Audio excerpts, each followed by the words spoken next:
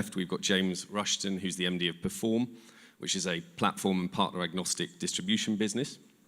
Then we have Maurizio Barbieri, former basketball coach, baseball fanatic, technology advocate, and I think also does something with Samsung Sports across Southeast Asia. We then have Richard North, who's the GM for APAC of Rightster, which is a global B2B video network business.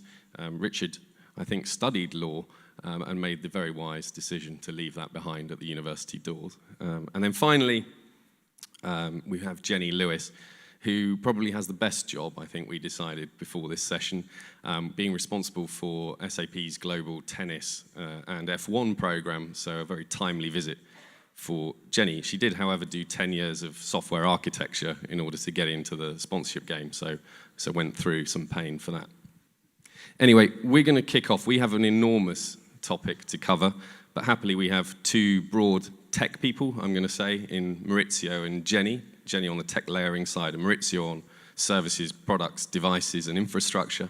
And then we have content or distribution people in James and Richard. So our focus for this session is going to be OTT, but in particular, globalization, localization, fan demands, and how that affects the business models.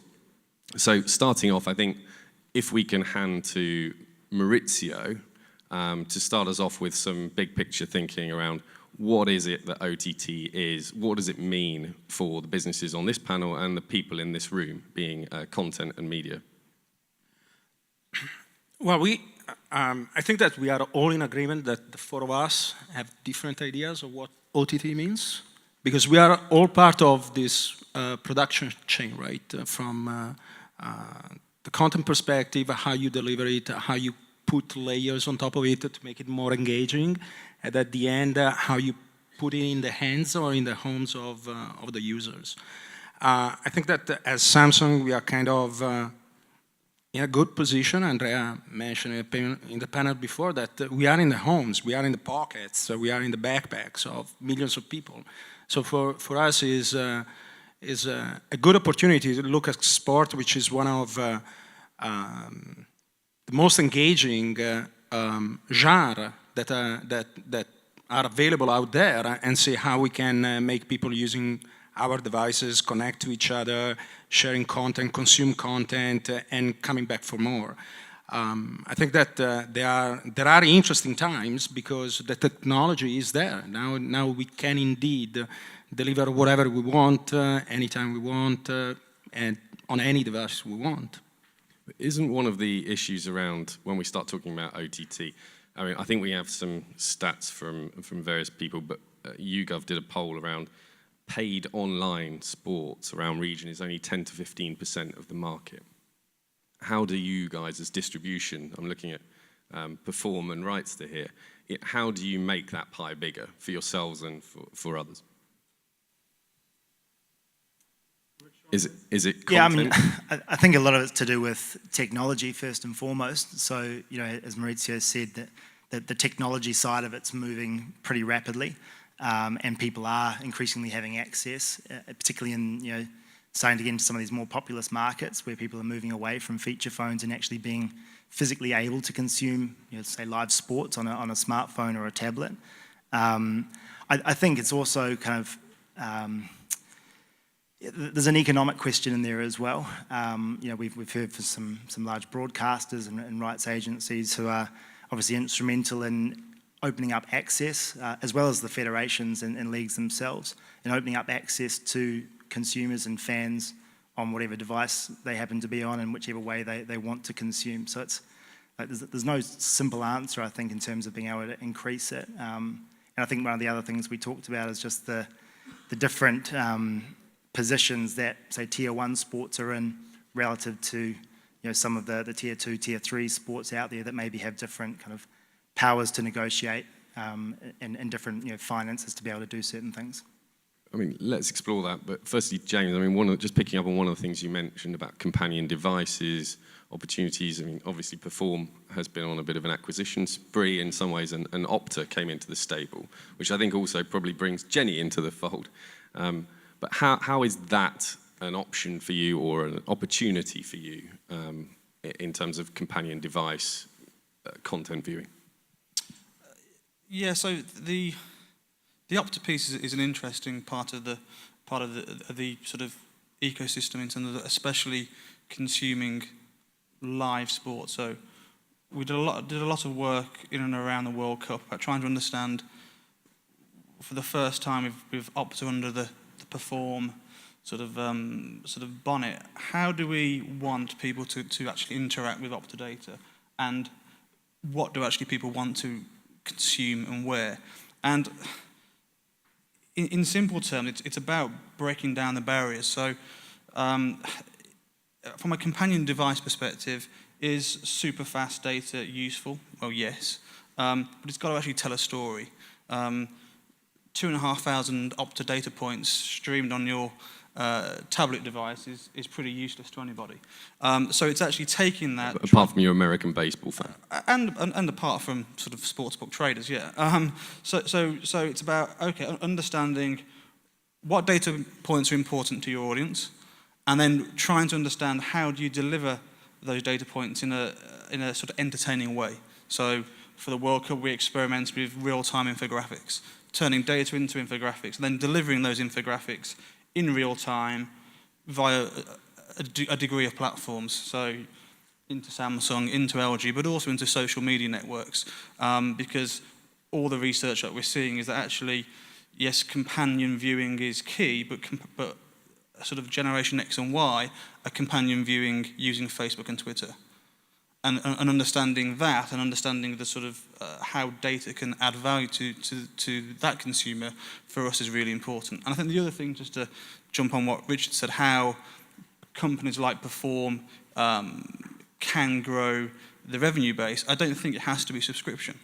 I think if you look at some of the stuff that we're doing and some of the stuff that other sort of platform distributors are doing, it can be ad funded.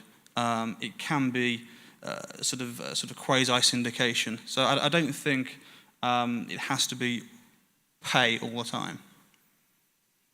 Jenny, do you want to jump in on the tech side? Yeah, definitely from a data analysis understanding point of view. So certainly from sport, SAP is involved in supporting lots of teams, lots of leagues, and now what we're working to do is how do we bring the insights that we were able to provide to the German soccer team. So we produce the match insights that the German soccer team were able to use to test their performance throughout the World Cup.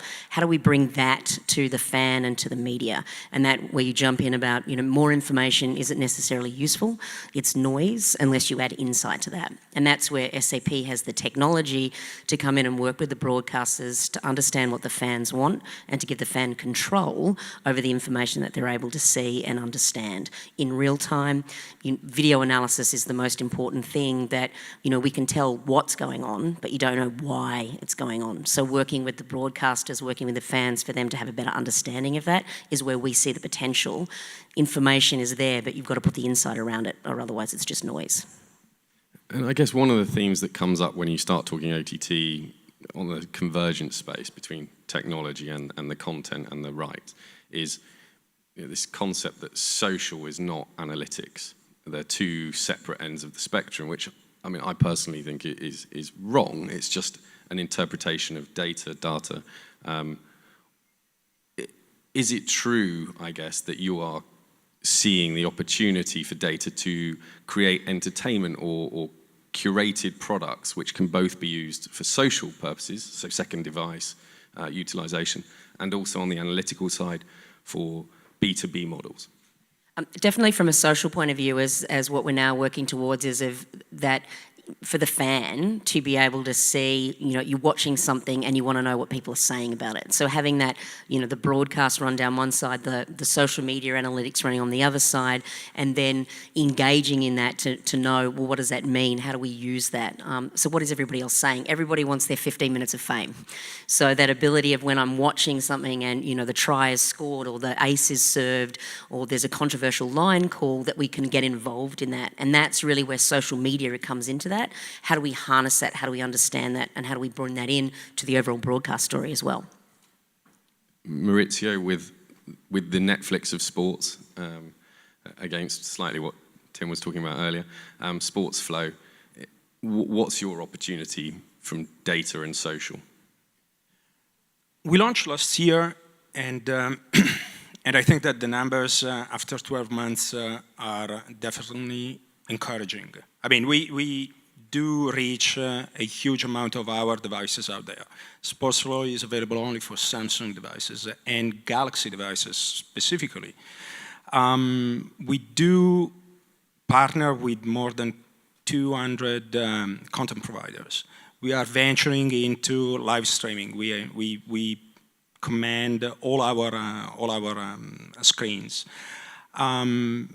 The idea for us is the better the content, whether it's data, whether it's live streaming, whether it's something on demand. Let's not forget that Netflix is totally on demand. So we do have a lot of opportunity to fill those programming hours between Monday and Friday, where maybe tier 2 sports, tier 3 sports are not getting the exposure.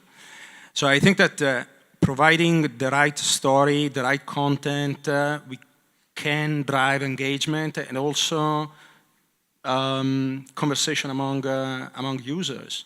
There are pockets of sports fans, whatever kind of sports it is, that is not on TV, that might be willing to come home, turn on the TV, and they know that there's something that otherwise would be unavailable, and watch it and maybe share what is going on with the rest of other fans. And we can provide that support. What we want is exactly, this is a platform for content providers and data providers to come on board and engage this audience that is out there. And that's where that data that you capture from that, profiling that data, and that's what we love about social media, right? It's that instant response.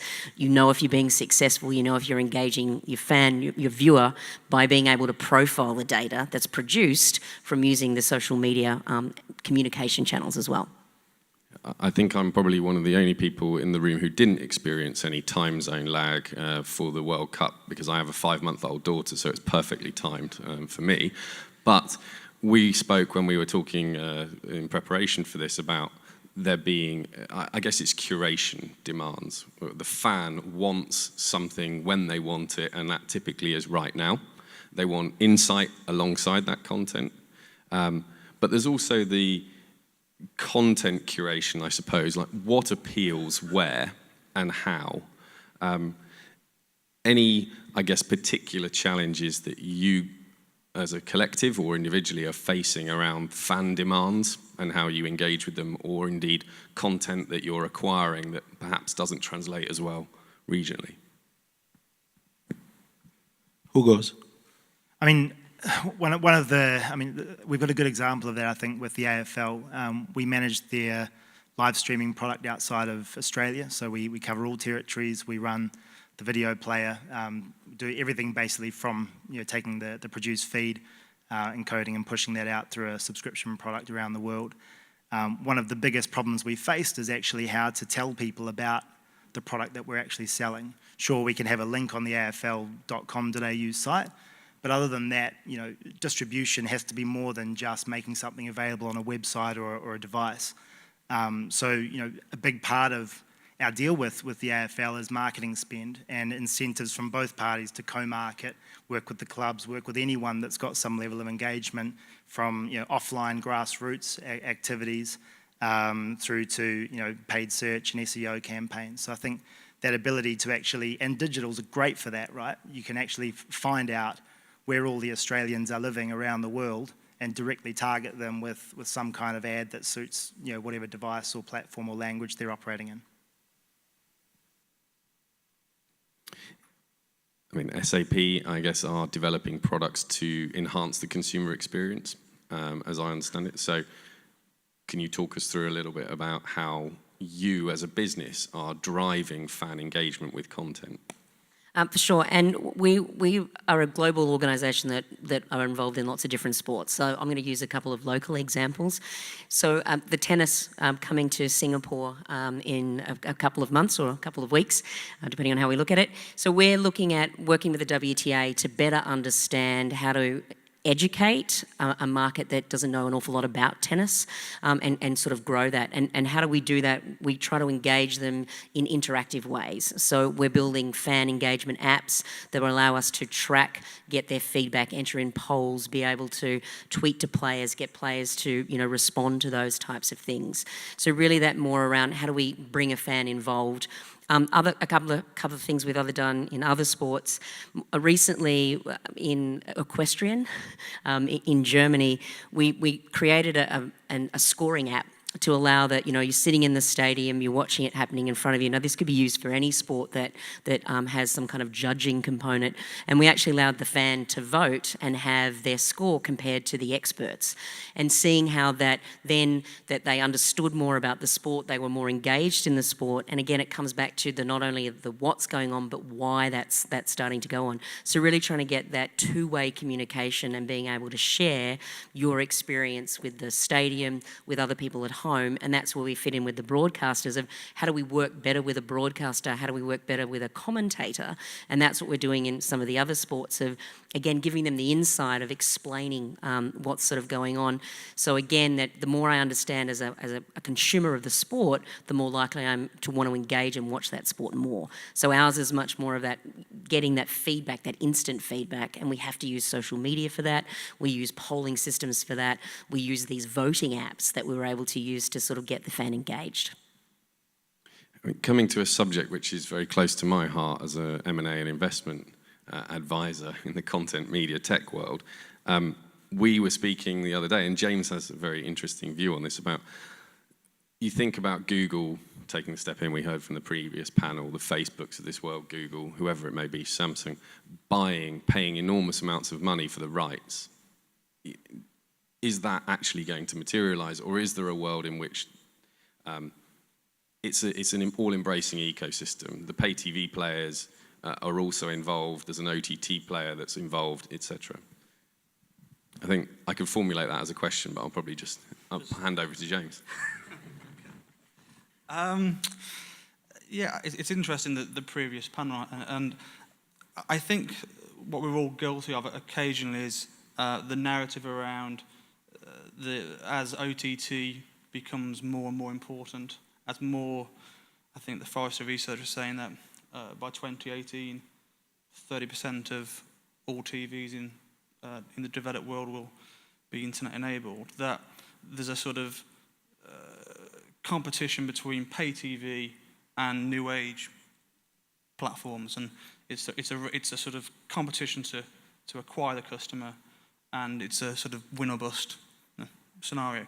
I think that's a false dichotomy. I think the market will be big enough for everyone to take a part, and I think what will happen, what Andrea was sort of alluding to, that the market will become more crowded, it will become more complicated, it will become in many ways more fragmented, but I think both parties can live together. And I think from an interesting perspective, from how rights will be potentially sold, I think you can see situations whereby rights holders out there and agencies out there don't have to sell rights exclusively to maximise the commercial value, because actually they can sell them to a pay TV partner, to a content aggregator like Perform, to Maurizio directly, and increase the total value of their commercial return, and also potentially reach more fans, therefore delivering additional value to their rights holder partners.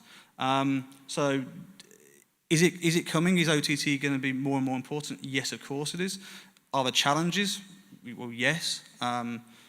For someone who, like Richard, has spent time and efforts and money trying to develop products on these apps, the fact that there's not a universal operating system, the fact that there's not really the equivalent of Android. There's Google TV have only just started to be used as the default operating systems by the likes of LG. I think Samsung, you still have your own native operating system. Do you? We do.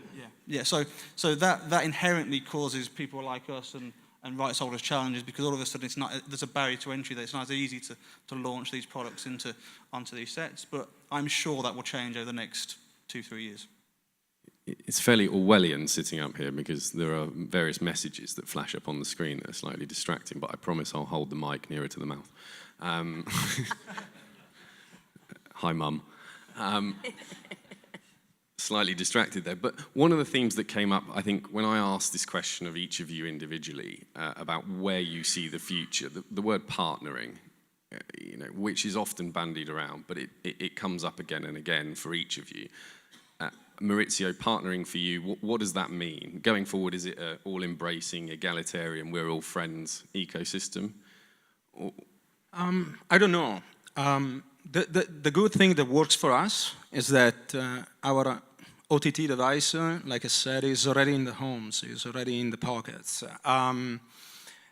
Richard mentioned the fact that most of your, you have to invest to make sure that people outside of Australia, they know about AFL, and we can help with that. We can send out millions of, one notification to millions of people at once and telling them, hey, if you are interested, you can watch it. We cannot force them to watch it yet, but at least they know it's there. This Orwellian theme is yet. getting... I said yet. So we can provide this kind of opportunity. I don't know if we need to write big checks. I don't know if Google, Rightster, Perform, SAP, we all need to write big checks. Somebody will write them for us. Thank you, Andrea. But bottom line is we are providing different opportunities to get that content in the homes and in the hands of the users. And if we all agree that there are business models that we can explore, we can agree upon, and we can pursue these opportunities, and everybody's happy because we are all, like I said, different parts of the same equation. We have also different bottom lines. My bottom line is different than Richard's, different than Jenny's, different than James's. So we can all agree. It's not a perfect world. It's not like we are all friends because it all comes down whether we want that content, we find that that content is useful for us as Samsung. Maybe it's different for LG, Sony, or whoever else. But we can provide this kind of change. We can provide this kind of opportunity. Just jumping on that, I think the business model is an interesting point, and to going back to what I was saying before, so OEM manufacturers are in a unique position whereby they can partner with agencies, partner with content aggregators like Perform, and yes, potentially write big checks, but bake those rights acquisition costs into the actual delivery of the device. So if you buy a brand new Samsung TV, the cost of the rights are baked into that, and you get to watch that content for free for the first 12 months, 24 months. I think those type of models will start to become prevalent because nobody else on this panel has people going into shops spending $5,000, $10,000 on very high-end equipment, and when people like Perform, people like Rightster and rights agencies can start to engage with platforms like Samsung in that way, I think we can unlock an awful lot of value.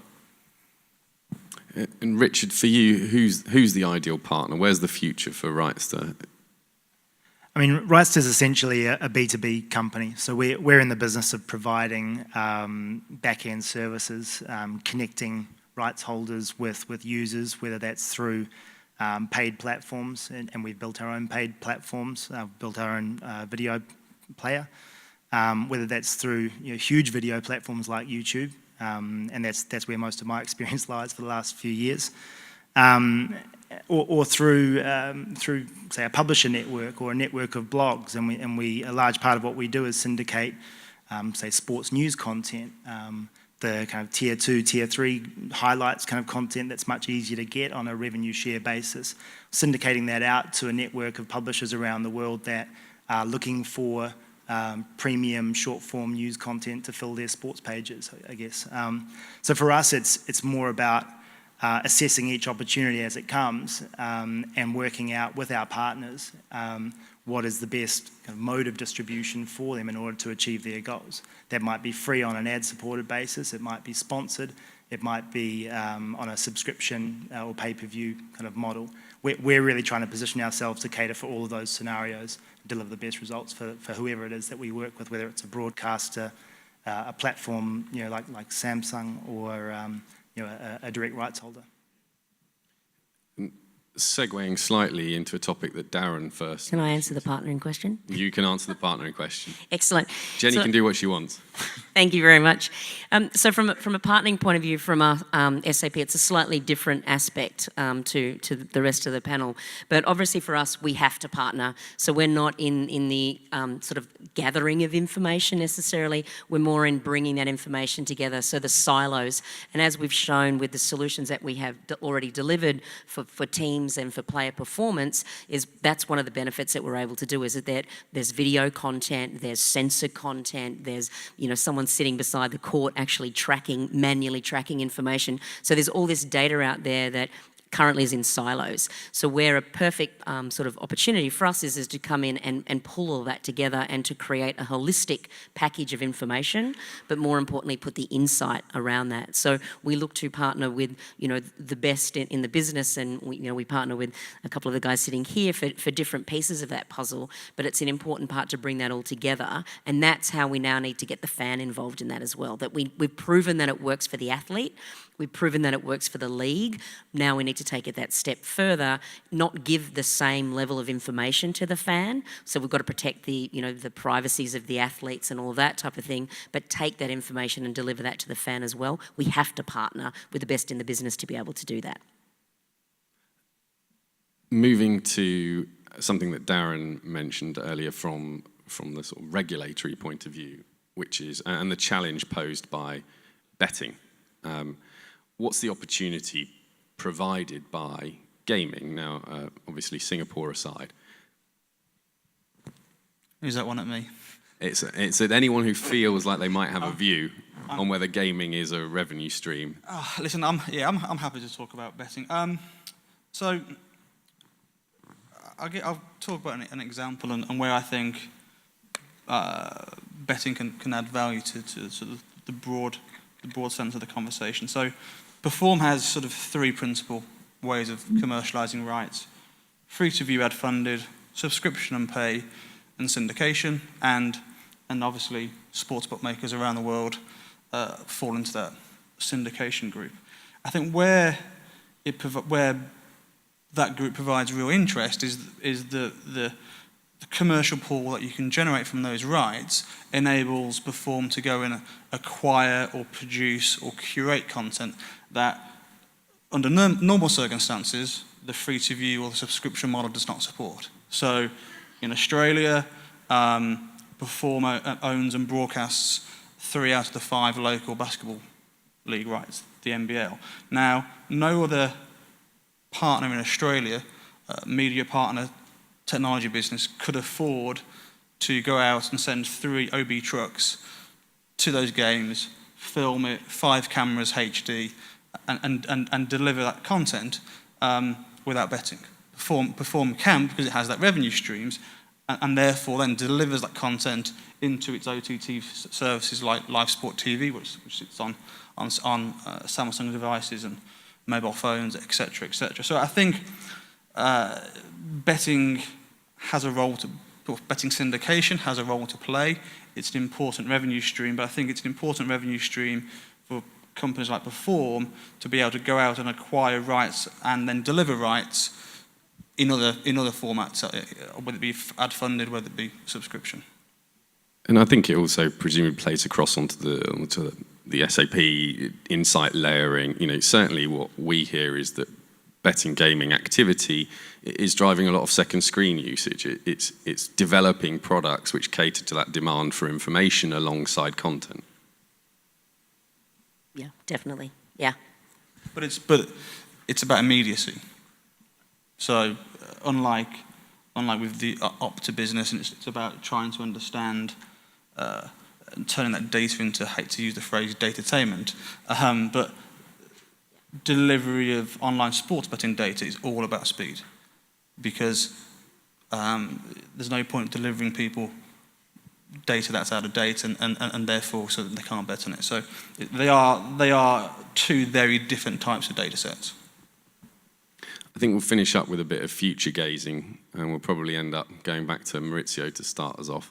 Maurizio, Sports Matters 2020, what's the key theme? What are we talking about? What is Samsung doing in the room at that point? We go back to the Netflix of sports. This is something that I actually use with my team, and they are like enough already. But the idea is that if I'm a Samsung user, I want to have access to, and I'm a sport fan, I want to have access to content, whether it's live, on demand, whether it's a short form, whether it's something that we produce as Samsung, so it's something that is also exclusive only for us, or it's something that is coming from third parties. Bottom line is, if I'm a sports fan and I'm interested in a new story, a new whatever set of data, I want 6 years from now to be able to be on the MRT, I'm going back, I pause it, I flick it to my smart TV set and keep watching it. Or I can share it with other friends of mine. We just launched a VR headset, so why not having the opportunity to watch a live event or an award-winning documentary on a VR, on a virtual reality environment that allows me to share it with somebody else that is not in the same home. Now, we might debate the fact that how we foster communication if you don't talk to your spouse seated next to you, but that's another story. So that should be our end game. I mean, Samsung could be associated with something cool. Sport is fun, is engaging, and if we are able to provide the best content possible, it's a good thing. And Perform and Rightster, have you broken the 3-year, 2-year, 4-year rights cycle? Have you managed to get 10-year deals in place? So I think, I mean, from our side, we're not really in the business at this point in our time, at this point of our evolution of buying rights. So I don't think, barring some huge investment that we might get, that we would go out and do those sorts of deals. I think the word partnership is one you used before, and I think that's really where we'll continue to play, at least in the short to mid-term, and really try to provide that full breadth of services so that anyone with content can very easily use a video platform to reach the right audience in whatever kind of commercial way that makes sense for them. So trying to make things easy for people in the video space is really what we're trying to do over the next 6 to however many years we keep going. James? Yeah, I think from a performance perspective, we haven't yet managed to sort of break those cycles, albeit we are trying to. But I think from a rights acquisition perspective, where we see a lot of value, and it's really worked from a sort of partnership perspective, to use that word again, is the example with the WTA rights that we do, that we have in conjunction with the IEC, where we've gone to market, acquired all rights, including TV distribution rights, worked with the IEC and the WTA to deliver those rights on sort of pay TV and traditional TV platforms, but providing Perform the carve-outs it requires to be able to maximise the digital revenue. So I think certainly we'll be looking to both rights holders directly and agencies to try and create those type of rights deals going forward. Jenny, 2020. Yeah, for us, it's really around the simplification or the simplifying business processes, simplifying the delivery of information. So how can we help broadcasters, teams, athletes simplify what they're trying to do with the use of technology? And again, whether or not that's telling better stories, getting access to more information, getting access to different information because we've been able to pull together the different silos. And that's exactly, again, coming back to what we did with the World Cup, is that the soccer players needed something simple that they could go to and be able to pull and say, well, you know, how long did we spend passing the ball to each other? What are the tendencies of the opponent that we're about to play? And what SAP was able to do is simplify that process, bring it all together to a simple screen that they could view, understand, and analyse. What we now would like to do is how do we do that for the fan? So our vision is to take what we're doing specifically for player performance and team performance to bring that to the fans so they can understand and be able to receive that information how they want it, but also have the insight around that so it makes sense. Thank you, and I think we all agree that footballers need things simple. Said as a former reserve team player for Oxford United. So for those of you in the room who haven't heard of Oxford United, you can't get access to that on any traditional content deals. But I wait. I think we're running out of time. We're doing our bit to ensure that we get to a lunch at a reasonable time. I would like to thank panelists for their insight, for their discussion, and for putting up with a lawyer moderating. So thank you very much, Jenny. Thank you, Richard. Thank you, Maurizio. And thank you very much to James and Perform for laying on this session. So thanks very much.